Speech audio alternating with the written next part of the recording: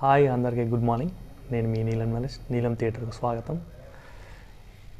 ఈరోజు టాపిక్ ఏంటంటే, నిన్న చెప్పుకున్నట్టయితే ఆది మానవుడి నుంచి మనకు ఎలా పుట్టిన నాటకం అనేది చెప్పుకోవడం జరిగింది. ఈరోజు మనం ఆది మానవుడు నుంచి నాటకం పుట్టింది, ఓకే, వాళ్ళు ఎలా దాన్ని అభివృద్ధి చేశారంటే,